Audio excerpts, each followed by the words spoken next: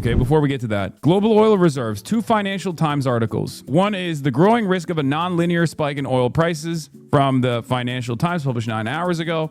The Strait of Hormuz remains closed, with the flimsiest of ceasefires looking flimsier by the hour. Oil prices have jumped back to above $100 a barrel. At times like these, it's important to remember that things can still get much, much, much worse. The main reason why the impact of the Strait of Hormuz's closure hasn't been even more grievous is a record-breaking drawdown in strategic oil reserves in the U.S., Europe, and Asia. Myriad privately owned commercial inventories around the world, and the steady arrival of tankers. Remember, this is exactly what I said to Jeffrey Sachs as well, that I don't know how long it will hold that there's spot trading happening. I don't know how long it'll hold that there is, additional oil tankers that are, all around the ether, still selling oil to other countries. But there is a point where there will be a physical shortage, right? And at that point, what do you do?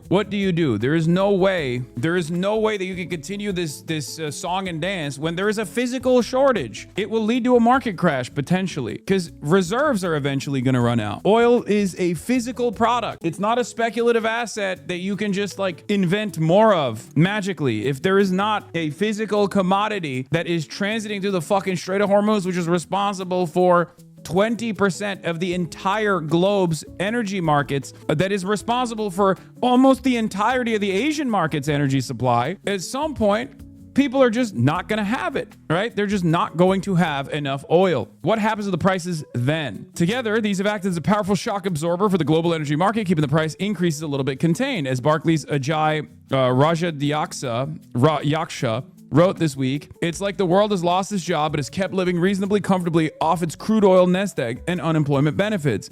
Unfortunately, this nest egg will now soon be spent, and the government checks are set to run out unless the strait reopens pronto. And while stock markets have proven surprisingly resilient so far, largely thanks to a bumper quarter for corporate earnings, some analysts are sounding increasingly worried. Natasha Kaneva, the head of commodity strategy at JP Morgan, is one of them. She thinks that the illusion of plenty could shatter soon, with operational stress levels looming and potential broader system instability by the autumn if the strait remains closed.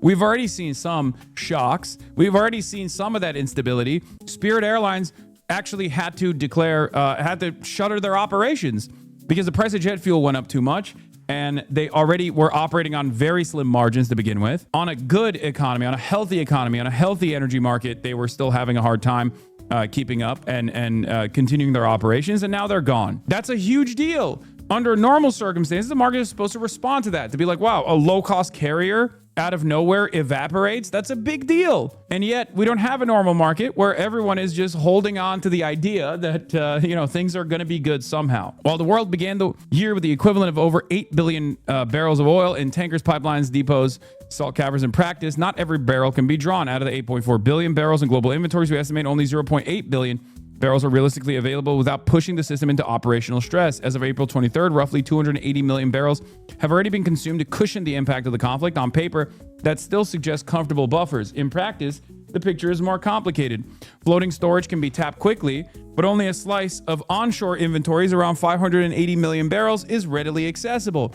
The rest is effectively locked up in pipeline fills, minimum tank levels, and other operational constraints. This is why inventory floors matter. A market can still hold hundreds of millions of barrels and yet become fragile once working stocks fall too low. Like blood pressure in the human body, the issue is circulation. Pipelines lose pressure flexibility. Terminals cannot load efficiently.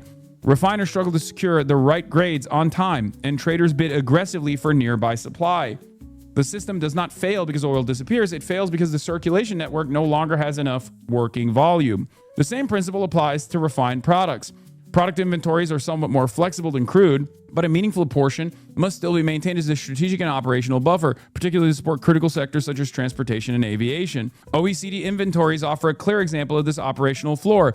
Historically, OECD product inventories, including both commercial and strategic reserves, have rarely fallen below 35 days of forward demand, roughly 1.6 billion barrels, suggesting a practical lower bound. In a prolonged disruption scenario, demand is therefore rationed well before inventories approach critically low levels. This has already taken place in some of the Asian markets, where they have artificially lowered demand by force. Okay, demanding that they go to a 4-day work week, for example. Although we live in the age of the internet, weirdly enough, that kind of information doesn't penetrate Western consciousness. Okay? It's not, also, that's not based, for the record. That's not like a good thing. That is an indication that things are going to get much, much worse. Okay? So how quickly will this begin to truly bite? Kaniva argues that oil inventory drawdowns are a bit like an onion, with layers peeled off according to speed of access, economic cost, political willingness, and logistical ease. Kaniva says we are now at the fourth layer, where the higher prices begin de facto ration oil for consumers, demand destruction, as it's often called. This has already happened in some markets, right? Consumers drive less, industry cuts runs, airlines trim schedules, and refiners reduce throughput.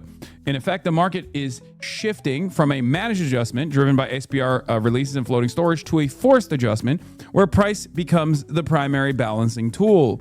Observed global oil demand fell by an average of 2.8 MBD in March and is tracking a larger 4.3 MBD decline so far in April. This means less movement, less travel, less deliveries.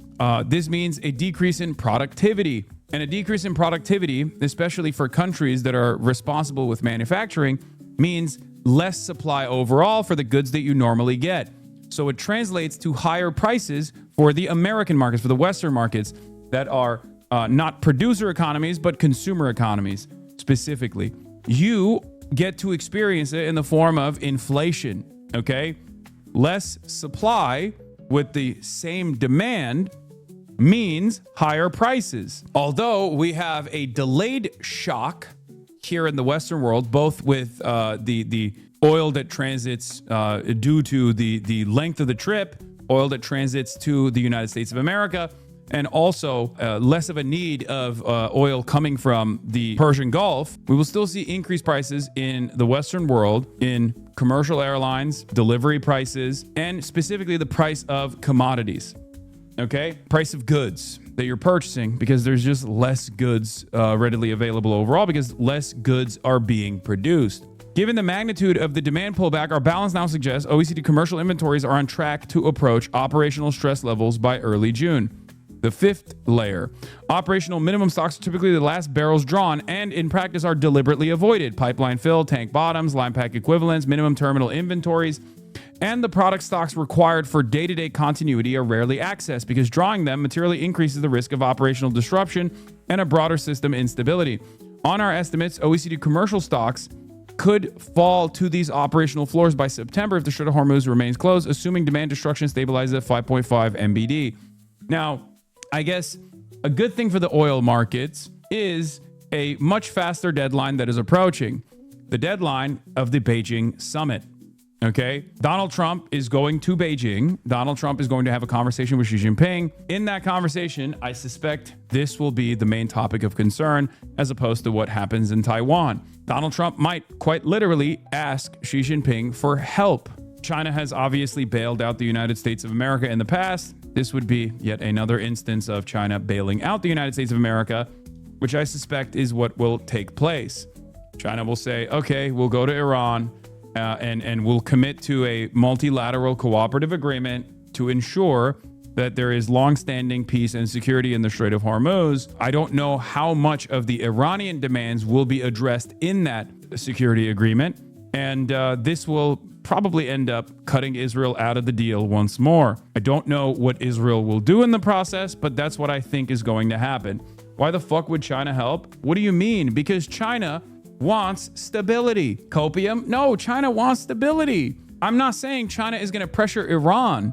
I'm saying China is going to tell America as China that the Iranian demands must be met. Part of the Iranian demands, if you looked at them recently, is now the 10-point program that they applied, the 10-point program that they put forward on like week 2 of Operation Epstein's Fury. Abbas Araghchi is visiting Beijing today.